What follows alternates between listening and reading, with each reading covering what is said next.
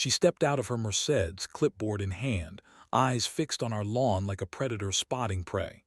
"This party ends now," she announced, her voice cutting through the laughter of children. I set down my coffee and walked toward her, watching her confident smirk grow wider with each step.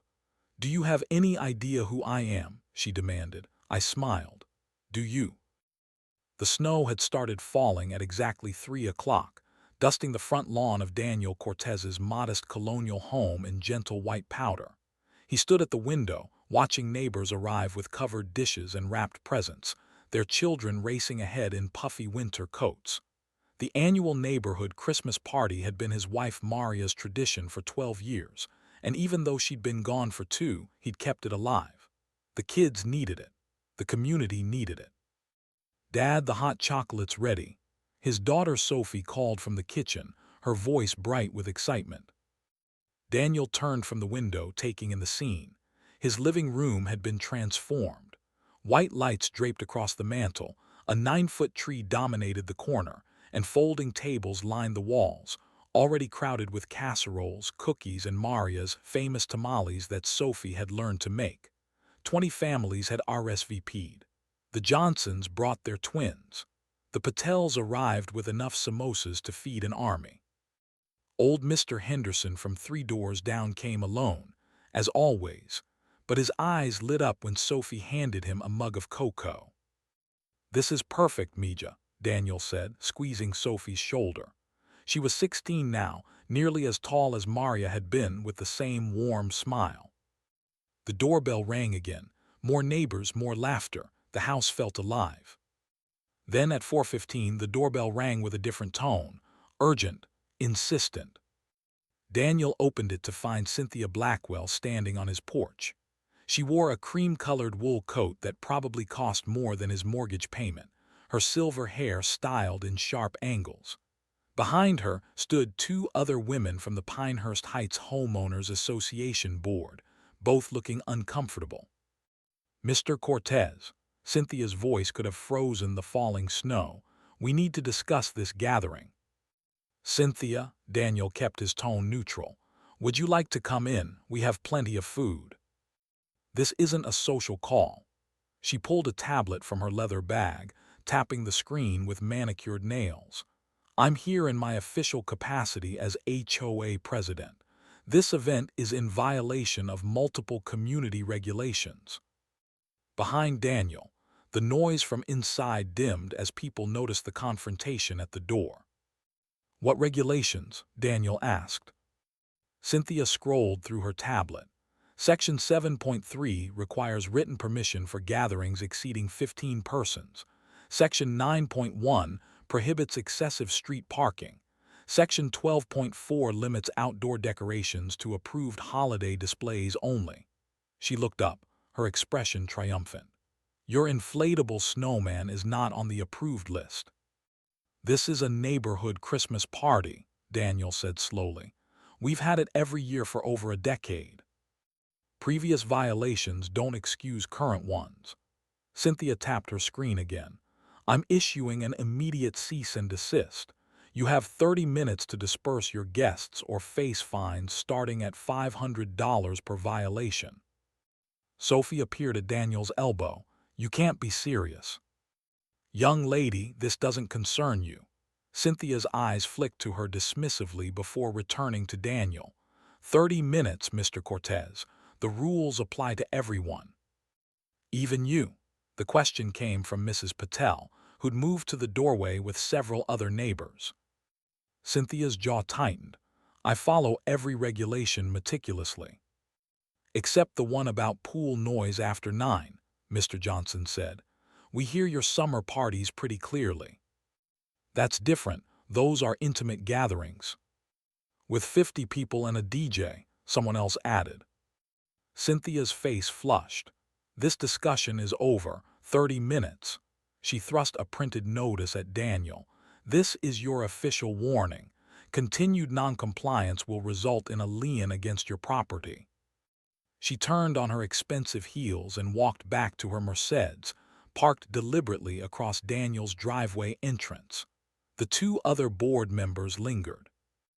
"Daniel, we're sorry," one of them whispered. "She insisted we come. We voted against this." "It's fine, Lisa," Daniel said quietly. "Go home, this isn't your fight." They left.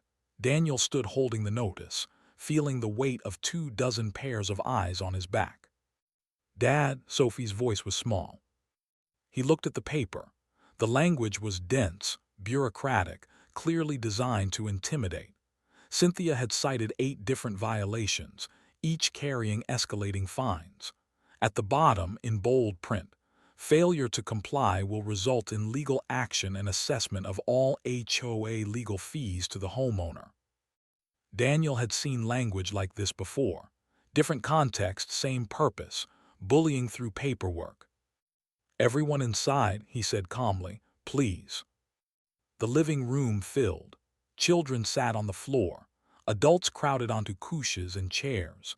Mr. Henderson stood near the fireplace, his weathered hands gripping his mug. "So what do we do?" Mrs. Patel asked. "We can't let her ruin this." "We could all get citations," Mr. Johnson said. "If everyone here gets one, she can't possibly enforce them all." "That's not fair to ask of people," Daniel replied. "These fines are real. They could affect your credit, your mortgages." "Then what?" Sophie looked at him with Maria's eyes. "We just give up, let her win." Daniel folded the notice and slipped it into his pocket. "No, we don't give up, but we do this correctly." He pulled out his phone and dialed. It rang twice. "Mayor's office, this is Jeremy." "Jeremy, it's Daniel. I need you to pull the HOA governing documents for Pinehurst Heights. Also the city code sections on public assembly and residential gathering permits." There was a pause. "Sir, it's Saturday. You're at your Christmas party." "Not anymore. I need those documents in 20 minutes. "On it." Daniel ended the call and looked around the room. "Here's what's going to happen. We're going to pause the party. I'm going to handle this. And then, if you all still want to, we're going to finish celebrating." "Daniel, we don't want you getting in trouble," Lisa said. "I won't be." He smiled, but it didn't reach his eyes. "Trust me." 15 minutes later, Jeremy arrived with a leather folder thick with documents. Daniel took them to his study while Sophie kept everyone occupied with Christmas carols on the piano. He read quickly, years of experience making the legal language transparent. The HOA regulations Cynthia cited existed, but she'd omitted crucial context. Section 7.3's permission requirement had an exception for traditional neighborhood social gatherings with historical precedent. The Christmas party qualified. Section 9.1's parking restriction didn't apply to guest parking during designated community events. Section 12.4's decoration list was suggested, not mandatory. More importantly, Cynthia had violated procedure. The HOA bylaws required board votes for enforcement actions. She'd acted unilaterally. But Daniel didn't stop there. He opened the city code Jeremy had flagged. Then he made another call. "Records Department. This is Mayor Cortez. I need the permit history for 847 Lakeshore Drive for the past 3 years." "One moment, sir." He waited, hearing Sophie's voice drifting through silent night. "Sir, I have 6 permits on file. 4 for large gatherings, 2 for structural modifications." "What were the gathering sizes listed?" "Let me see, 50 plus for all 4 events." "And did any of those permits note HOA approval?" "No, sir. They bypassed it with your office's executive waiver." "Thank you, send me the files." Daniel hung up and leaned back in his chair. 847 Lakeshore Drive was Cynthia Blackwell's address. She'd been using mayoral waivers to circumvent her own HOA rules, waivers that his predecessor had apparently handed out like candy. He'd shut that program down his first week in office. Too much potential for favoritism. His phone buzzed. Jeremy's text contained attachments, photos from Cynthia's summer party, 67 people visible, no permit application on file for this year. Daniel returned to the living room. I need about an hour. Can everyone stay? The answer was unanimous. He walked outside into the snow, now falling heavier. Cynthia's Mercedes was still parked across his driveway, and lights were on in her house 3 blocks away. He drove there, parking on the street. She answered the door in a silk blouse and slacks, wine glass in hand. "Mr. Cortez, have you dispersed your illegal gathering? I'd like to speak with you, privately." "There's nothing to discuss. The rules are clear." "May I come in?" Something in his tone made her hesitate. She stepped aside. Her house was immaculate. White furniture, abstract art, everything positioned with precision. They sat in her living room, facing each other across a glass coffee table. "I've reviewed the HOA regulations," Daniel began. "Then you understand why." "I understand you've misrepresented them." He opened Jeremy's folder. "Section 7.3 has an exception you didn't mention. Section 9.1 doesn't apply to community events. Section 12.4 is advisory, not mandatory." Cynthia's expression didn't change. "Interpretation is subjective. Board votes aren't. You took enforcement action without board approval. That violates your own bylaws." "The board supports my decision. Lisa and Margaret told me they voted against it." A crack appeared in her composure. "They'll confirm what I tell them to confirm." Daniel pulled out his phone and placed it on the table, showing the permit records. "These are your gathering permits from the past 3 years, 50 to 75 people each. No HOA approval listed. I obtained proper waivers from the previous mayor, a program I eliminated 9 months ago." He swiped to the photos. "This is from your July party, 67 people, no permit filed this year." Cynthia's hand tightened on her wine glass. "What do you want?" "I want you to understand something." Daniel leaned forward. "I didn't tell anyone I'm the mayor when I moved here. I wanted to just be a neighbor, a dad, someone who could live normally after my wife died. The city council respects that. My neighbors respect that, but you forced my hand. You're threatening me." "I'm informing you. If you persist with these violations against my home, I'll file a formal complaint with the HOA board. I'll request a special election for your position, and I'll ask the city attorney to review every waiver the previous mayor issued, starting with yours." "You wouldn't." "I would, because this isn't about me anymore." His voice hardened. "You tried to shut down a party for kids who lost a mother, for seniors who might not have other plans, for families who just want community. You did it because you could, because you like the power." Cynthia stood. "Get out of my house." Daniel remained seated. "One more thing. City code requires permits for gatherings over 50 people, even on private property, even with HOA approval. You're in violation right now if you host another party without proper permits.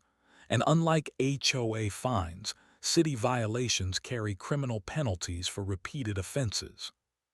He stood then, leaving the folder on her table. "Withdraw your cease and desist. Tonight. Or tomorrow morning, every document in that folder goes to the city attorney and the HOA board." He walked to the door. Cynthia followed, her face pale. "You can't do this." Daniel turned. "Yes, I can. The question is whether you'll make me." He left her standing in the doorway and drove home through the snow. The house was exactly as he'd left it. Neighbors waiting. Sophie at the piano. The smell of tamales and hot chocolate filling the air. "Well?" Mr. Henderson asked. Daniel's phone buzzed. A text from an unknown number. "Cease and desist withdrawn. You win." He showed it to Sophie first. Her face broke into a grin. Then he held it up for everyone to see. "Party's back on." The cheer that went up could probably be heard 3 blocks away. The following Monday morning, Daniel sat in his office at City Hall reviewing zoning proposals when his assistant knocked. "Sir, there's a delegation here to see you. They don't have an appointment." Who? Pinehurst Heights HOA board, all 7 members. Daniel closed his laptop. Send them in. Lisa and Margaret entered first, followed by 5 others Daniel recognized from neighborhood functions. No Cynthia. Mayor Cortez, Lisa began formally, we owe you an apology. That's not necessary. It is. Margaret placed a folder on his desk. This is Cynthia Blackwell's resignation as HOA president, effective immediately. We held an emergency board meeting last night. The vote was unanimous. Daniel opened the folder. The resignation letter was brief, professional, and didn't mention Saturday's events, just pursuing other interests. We also reviewed the violations she issued against your property, Lisa continued. All withdrawn and expunged from HOA records. We're implementing new procedures requiring full board approval for any enforcement action. I appreciate that. There's more. One of the other board members, a man named Robert Chen, stepped forward. We want to formally designate your Christmas party as an annual community tradition with permanent HOA approval. No permits required. No restrictions beyond basic noise and safety. Daniel felt something loosen in his chest. Maria would have loved that. We loved Maria, Lisa said softly. And we love what you've built in her memory. We should have protected it. They left the resolution with him, all 7 signatures at the bottom.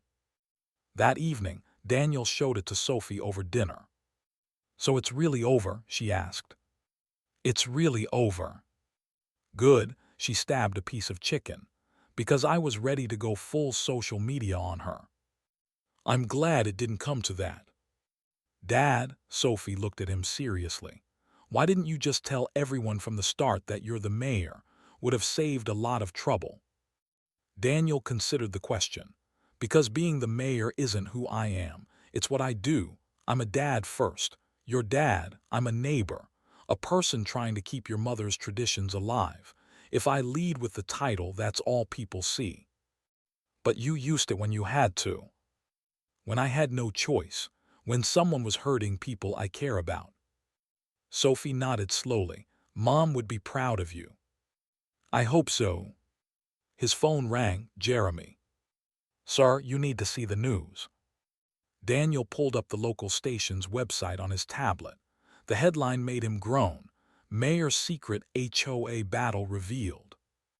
The article detailed Saturday's confrontation, complete with quotes from anonymous neighbors and confirmation from the HOA board. Someone had talked, probably several someones. This is going to be a problem, Daniel muttered. But the comments section surprised him, overwhelmingly positive. People praising him for being a regular person and standing up to HOA tyranny.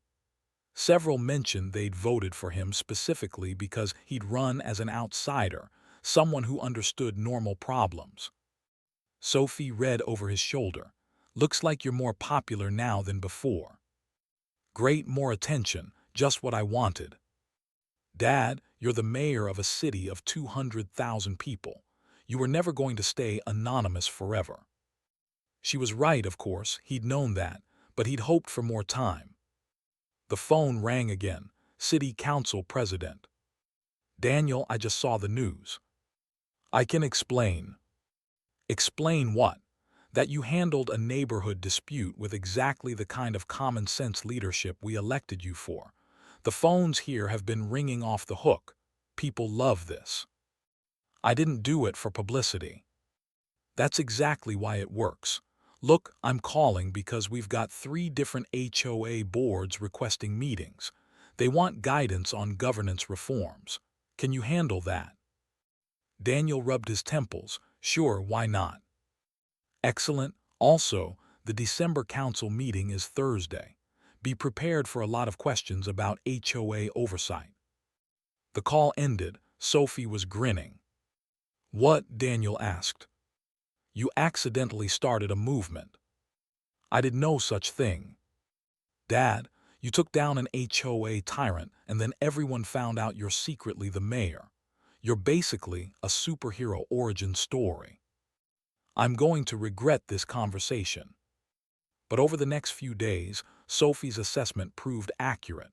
The story spread beyond local news to regional coverage. Mayer's secret identity became a minor sensation. Daniel received interview requests from a dozen outlets. He declined them all. What he couldn't decline were the official requests. HOA boards wanted workshops on governance. Residents wanted to know about their rights. The city attorney's office reported a surge in HOA-related complaints, many involving enforcement procedures similar to Cynthia's tactics. By Thursday's council meeting, Daniel had a proposal ready. "I'm recommending we establish an HOA oversight committee," he told the council. "Not to interfere with legitimate governance, but to provide resources, model bylaws, dispute resolution services, education on homeowner rights." Councilwoman Patricia Rogers raised her hand. "Will this require new funding?" "Minimal. We can use existing community development resources. I'm also proposing we eliminate the executive waiver program that allowed previous administrations to bypass HOA approval requirements." "That was your predecessor's program," Rogers noted. "Which is why I should have killed it sooner. It created favoritism and undermined legitimate HOA authority. We're correcting that now." The vote was 8-1 in favor. Only one councilman objected, citing concerns about government overreach. Daniel understood the argument but believed the oversight was necessary. After the meeting, Rogers approached him. "You've stirred up quite the hornet's nest." "Wasn't my intention." "Best results rarely are," she smiled. "For what it's worth, you handled the Blackwell situation perfectly. Firm but fair, that's leadership." Daniel went home that night exhausted. Sophie had left dinner in the oven, chicken enchiladas with a note. "Gone to study group. Don't wait up, love you." He ate alone, thinking about Maria. She would have found the whole situation hilarious. The mayor secretly living among his constituents, forced to reveal himself to save a Christmas party. She'd always said he took himself too seriously. His phone buzzed, unknown number. "Mayor Cortez." "Speaking." "This is Cynthia Blackwell." Daniel set down his fork. "Mrs. Blackwell." "I'm calling to apologize." Her voice was stiff, formal. "My behavior Saturday was unacceptable. I let personal frustrations influence my judgment." "I appreciate you saying that." "I'm also calling to inform you that I've withdrawn from all HOA activities. I've resigned from the Architectural Committee and Event Planning Board. I think it's best if I step back entirely." Daniel heard something in her tone, not quite defeat but recognition. "That's your choice to make." "It is." A pause. "For what it's worth, I never would have acted that way if I'd known who you were." "That's exactly the problem, Mrs. Blackwell. It shouldn't matter who I am. You should treat every neighbor with the same respect you'd give the mayor." Silence, then quietly, "You're right." She hung up. Daniel finished his dinner, cleaned the kitchen, and went to his study. The HOA resolution sat framed on his desk now, Sophie's doing. He read it again, seeing the signatures of neighbors who'd become friends. His office phone rang. After hours, which meant his assistant had forwarded something urgent. "Mayor Cortez, this is Channel 7. We're running a follow-up story tomorrow on HOA reforms. Would you like to comment?" "I've said everything I need to say." "Just one question. Why did you keep your position secret from your neighbors?" Daniel considered hanging up. Instead, he answered honestly. "Because I wanted them to see me as a person first. A dad. A neighbor. Someone dealing with the same problems they face. Being mayor is important, but it's not the most important thing about who I am." "And when you had to reveal it?" "I did what any person would do, protected something that mattered." The reporter thanked him and ended the call. Sophie came home around 10, dropping her backpack with a thud. "You're famous again. Everyone at study group was talking about it." Wonderful. They think it's cool their friend's dad is the mayor. Double wonderful. She flopped onto the couch beside his chair. Seriously though, are you okay with all this? Daniel thought about it. The attention would fade. The reforms would outlast the headlines. And the Christmas party would happen next year and the year after without fear of interference. Yeah, he said finally, I'm okay with it. Good, because I'm planning to make next year's party even bigger. Of course you are. Mom would want me too. He couldn't argue with that. The following weeks brought gradual normalization. The news cycle moved on. The HOA Oversight Committee held its first meeting. Daniel attended neighborhood functions as he always had, now acknowledged but not treated differently. People still called him by his first name. Kids still asked him to help with school projects. Mr. Henderson still showed up for coffee on Sunday mornings. The Christmas lights stayed up through New Year's, as was tradition. On January 6th, Daniel and Sophie took them down together, carefully packing away each strand. Think Cynthia learned anything? Sophie asked, wrapping lights around cardboard. I hope so, but that's not our concern anymore. Do you think she'll move? Maybe, or maybe she'll figure out how to be a better neighbor. You're more optimistic than I am. Daniel smiled. Your mother's influence. They finished packing the decorations and carried the boxes to the garage. The inflatable snowman, the one Cynthia had declared non-compliant, sat deflated in the corner. Sophie patted it affectionately. See you next year, buddy. That night, as Daniel reviewed budget proposals in his study, he received an email. The sender was Cynthia Blackwell. Mayor Cortez, I wanted to follow up on our phone conversation. After considerable reflection, I've decided to sell my home and relocate. This isn't about running away, but rather recognizing that I need a fresh start in a community where I don't carry the baggage of my mistakes. I've also enrolled in a mediation certification program. Perhaps I can use what I've learned to help others resolve conflicts more constructively. I wish you and Sophie all the best. The neighborhood is lucky to have you. Sincerely, Cynthia. Daniel read it twice, then forwarded it to the city attorney with a note. Consider this matter permanently closed. He leaned back in his chair, looking at Maria's photo on the shelf.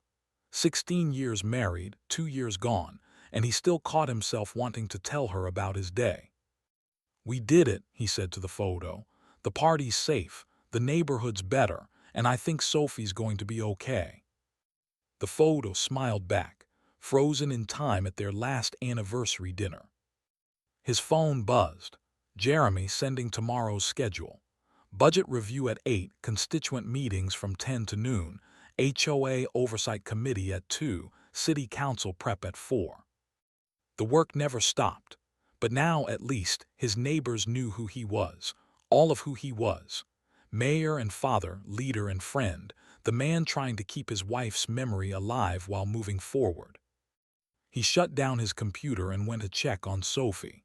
She was already asleep, textbooks spread across her bed. He collected them quietly, placed them on her desk, and pulled her blanket up. Love you, Mija, he whispered. Outside, fresh snow began to fall, covering the neighborhood in white.